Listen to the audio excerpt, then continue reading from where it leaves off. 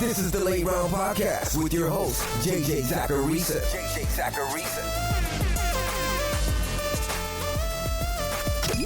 What's up, everyone? It's JJ Zachariason, the editor-in-chief at FanDuel and at NumberFire.com, and this is episode 407 of the Late Round Podcast, one of many shows that are part of the FanDuel Podcast Network. Thanks for tuning in. We made it, guys. It's been an anxiety-filled offseason, and this season's going to be a little weird.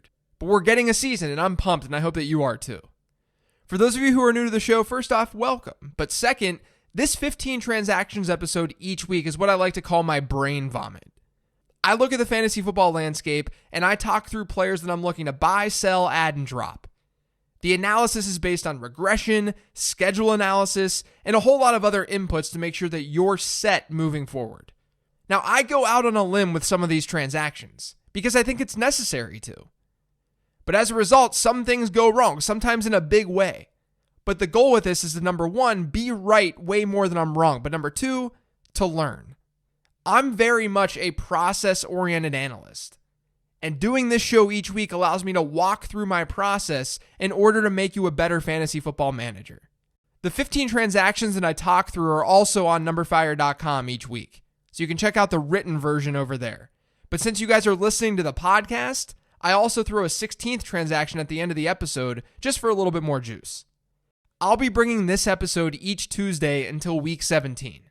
On Wednesday, we'll have the 10 Trends show, Thursday is the matchup show, and Friday is the weekly mailbag. 4 episodes per week, all to help you bring home a fantasy football title. I'm ready for it, and I hope that you guys are too. Now, before getting into the transactions this week, I wanted to send another reminder to check out FanDuel's Best Ball contests. With a Best Ball League, you get to focus on the most entertaining part of fantasy football, the draft. Draft your team and don't worry about that team for the rest of the year, because each week's scores will be optimized for you. No trades, no setting your lineup, no waiver wire, just the draft. For more details, visit FanDuel.com or download the FanDuel app today. Eligibility restrictions apply. Buy Diontae Johnson. I've been talking about Diontae Johnson since January on this podcast because I really like him. I don't think that this is just hype. Everyone talks up last year's rookie wide receiver class, and for good reason. But of all those great rookie wide receivers, Diontae Johnson was the one to lead all of those wide receivers in receptions. And he did so with very bad quarterback play. Now Ben Roethlisberger is back, and the Steelers have ranked in top 10 neutral script pass rate in each of the last 4 years with Ben Roethlisberger. That means that if and when Diontae Johnson sees a high target share, it should be in an offense that's going to throw the ball at a reasonably high rate. And I think that Johnson should see a nice target share. Since 2011, of the rookie wide receivers that have a target share at or above 15%, 77% of them ended up increasing that number as sophomores. Breakout wide receivers, and I talked about this earlier in the offseason on this show, but breakout wide receivers, they're usually young. They come from ambiguous pass-catching situations. We sort of have that in Pittsburgh because what if Juju Smith-Schuster doesn't bounce back this year? What are we going to get from James Washington? And then breakout wide receivers also rarely come from nowhere. Diontae Johnson is not coming from nowhere if he breaks out. He had a high target share last year. I love Diontae Johnson this year. Add Bryan Edwards. Tyrell Williams is on IR. Everyone is going to be very excited about Henry Ruggs, and I understand why. He's a first-round pick, he's explosive, and he's exciting. But don't sleep on Bryan Edwards, who's now likely going to be a starter in this Raiders offense. Bryan Edwards' prospect profile was actually really good. He had the best breakout age of any wide receiver in this year's class, and my model ranked him as an 85th percentile prospect. Now, that doesn't mean that much to you guys. I totally get it. But let me give you some context. His percentile ranking is on par with second-round wide receivers like Michael Pittman, KJ Hamler, and Laviska Shenault. Considering draft capital is an input in that model, that's very impressive. I genuinely believe that if not for an injury, Bryan Edwards might have been a first-round pick. He's the perfect player to stash right now in fantasy football. Sell Daniel Jones. Now, I think Daniel Jones has season-long upside. I don't mind the weapons in New York. He flashed serious upside in fantasy football last year. He had 4 top 2 performances. And as a second-year player, he could just improve. I just have an issue with the opening schedule. The Giants start things off against Pittsburgh, a team that's projected to have one of the best defenses in the league, and then they get Chicago, which is another questionable matchup, and then they get San Francisco. If you have Daniel Jones and you're able to just hold on to him through this bumpy part of the schedule, great. But if you're in a league with a shallow bench and lots of quarterbacks on the waiver wire, I'm fine with dumping Daniel Jones now. Buy Jimmy Garoppolo. And one player that you can pair Daniel Jones with is Jimmy Garoppolo. He has the opposite problem schedule-wise to open up the year. The 49ers get the Cardinals here in week 1 in a game with a 47.5 point over-under, according to FanDuel Sportsbook. In the 2 games between these teams last year, Garoppolo combined for 741 yards and 8 touchdowns. He had his 2 best fantasy performances against the Cardinals. And then after Arizona, they get the Jamal Adams-less Jets. The Jets might have the worst secondary in football. And then the Giants, Eagles, and Dolphins. None of those teams have top 10 secondaries according to Pro Football Focus. And the Jets and Giants rank in the bottom 6. I would not be surprised at all if Jimmy G has a very favorable fantasy football quarterback ranking through this first chunk of the season. Add Devine Ozigbo and James Robinson. So Leonard Fournette is no longer on Jacksonville, as we know. He's on Tampa Bay. And that opens things up a lot in this Jacksonville backfield. You have Raquel Armstead, who's on the COVID list. You have Chris Thompson, who's the pass-catching specialist. And then you have these 2 undrafted players in Devine Ozigbo and James Robinson. Ozigbo is rostered in about 12% of Yahoo leagues right now. James Robinson is at 6%.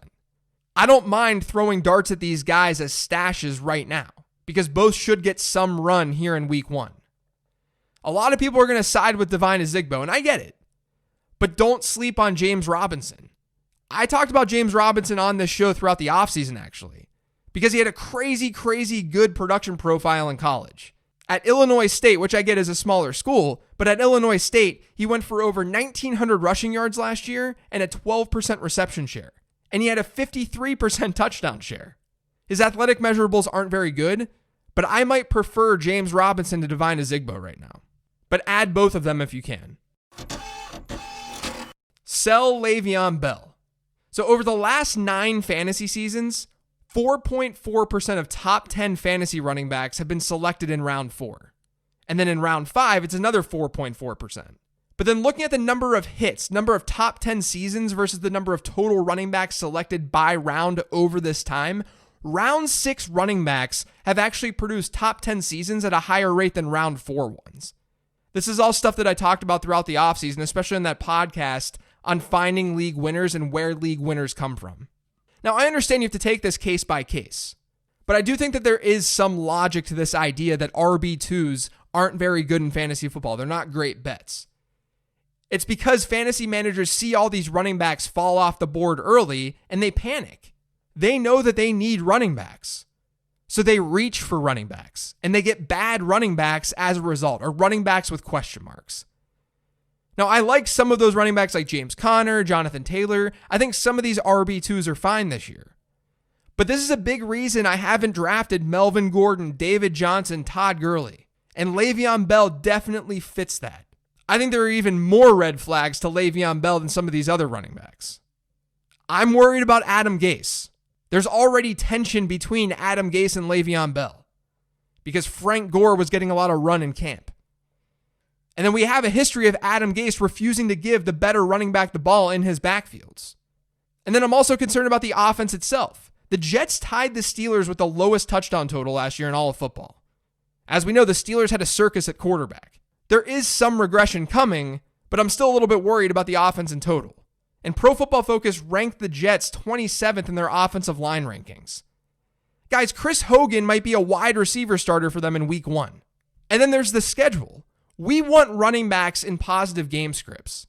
But the Jets might not be favorites until November. They're facing the Bills this weekend. They're 6.5 point underdogs. And then they get the 49ers in week 2 as 6 point underdogs. I'm just worried about this environment for Le'Veon Bell, and I would be trying to sell him now rather than later. Buy Deshaun Jackson. I love Jalen Reagor, but Jalen Reagor is banged up. There's not a lot of alternatives in that Eagles offense for Carson Wentz to throw to. That's a main reason you should love Deshaun Jackson. Remember what happened with DeSean Jackson last year in week 1 against Washington? He had 8 catches, 154 yards, and 2 touchdowns. He gets that same matchup this week. But I'm also intrigued as to what could happen over the next couple of weeks after this one too. Because they get the Rams next week in what should be a higher scoring game. The matchup isn't great, but points could be scored. And then in week 3, they get the Bengals. So these first 3 weeks for DeSean Jackson could be great. They do hit a rough spot, but I would try to have DeSean Jackson to get your team off to a good start. Add Joshua Kelly. So there was a piece from The Athletic about a week and a half ago that said this about Joshua Kelly, quote, "He might be having the best training camp of any player on the roster." This is big, you guys. Melvin Gordon is no longer on the Chargers. Last season, his 16-game pace would have gotten him a 63.5% running back rush share. That's now gone. Sure, Austin Eckler is going to fill some of that void. Austin Eckler is likely going to have a career high in rush attempts this year. But there's still been lots of talk about a split backfield, as there should be. So enter Joshua Kelly. He's easily the biggest bodied back that they have. So he could take on some of that Melvin Gordon role, and he could just simply grow into the Melvin Gordon role. What if Joshua Kelly ends up being the goal line back for them? What if Joshua Kelly ends up seeing a 50%, 60% running back rush share? I think it's possible. I think it's in his range of outcomes. He's rostered in way too few leagues right now. Buy Tyler Lockett and DK Metcalf. I think both Lockett and Metcalf have insane upside this year because they're being drafted right now at their projections, which makes sense. But their projections are also capturing an offense that's not going to be very pass heavy. Over the last 2 years, Seattle's ranked 31st and 32nd in neutral script pass rate. It's almost going to be hard for Seattle to continue to be this run heavy. And what happens if they let Russell Wilson cook a little bit? That means there's going to be more pass attempts to go around in that offense, and that's a really big deal. Because even last season, Tyler Lockett, before his leg injury, was the wide receiver 3 in fantasy football. DK Metcalf, as a rookie, had a 20% target share and led all players in end zone targets. Even with Josh Gordon back, both of these wide receivers could eat this year. Add Laviska Shenault. So Jacksonville has the lowest win total this year according to FanDuel Sportsbook. That's not that big of a surprise. But what that means is negative game scripts. And what that also means is the potential for lots and lots of passes. Laviska Shenault ranked in the 88th percentile in my prospect model. He's a very good prospect. He's an intriguing prospect too, because he does sort of comp to that Deebo Samuel, A.J. Brown type wide receiver. And outside of DJ Chark, there are no locked-in pass catchers in this Jacksonville offense. There's opportunity for Laviska Shenault to emerge. So I would be adding him if he's on your waiver wire.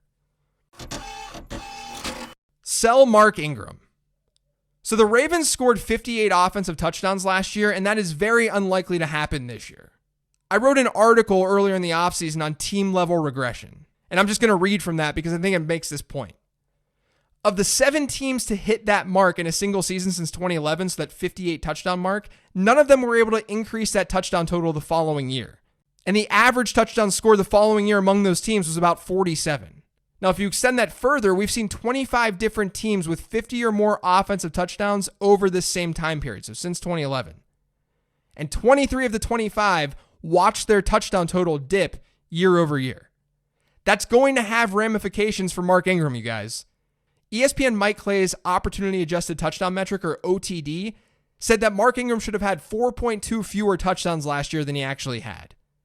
And it makes sense. Ingram had 30 targets last year, and he scored 5 touchdowns on those targets. No other running back has ever done that in NFL history. Over the last 9 seasons, a running back has averaged 37 targets per touchdown. Mark Ingram was averaging 6 targets per touchdown. So regression is coming. And then on top of that, you have J.K. Dobbins, who at the very least could steal some pass catching work. And John Harbaugh has already talked about Dobbins having a significant role. Ingram might be fine to start the year, but I think he's a very clear sell right now. Buy Zach Moss. I don't think it would be shocking at all, as I alluded to in my bold predictions episode, if Zach Moss just simply outscores Devin Singletary this year. There's already talk that Zach Moss could be the lead back in this backfield because Devin Singletary can't hold on to the ball. But I just think that Moss could see the more valuable touches for fantasy purposes in the backfield. There are two things that you want in your running back in fantasy football. You want them to see a lot of targets because targets are more valuable than attempts, and you want them to be able to find the end zone. You want goal line looks, you want red zone work. Zach Moss could see both of those things in this Bills offense. He's shown off as a receiver already in camp, and he had a 12% reception share during his final collegiate season. It's not like he can't catch the ball, despite the fact that he's a bigger-bodied guy. But because he's the bigger-bodied player in that backfield, he could see the goal line work. I'm just afraid that Devin Singletary is a between-the-20s player. I talked about that on a mailbag episode earlier this offseason. And as a result, I really like Zach Moss. Add Irv Smith. So the vast majority of you probably feel fine with your tight end entering week 1. But if you need some tight end help, if you're looking for a streamer, you could look to Irv Smith. He's only rostered in 16% of Yahoo leagues.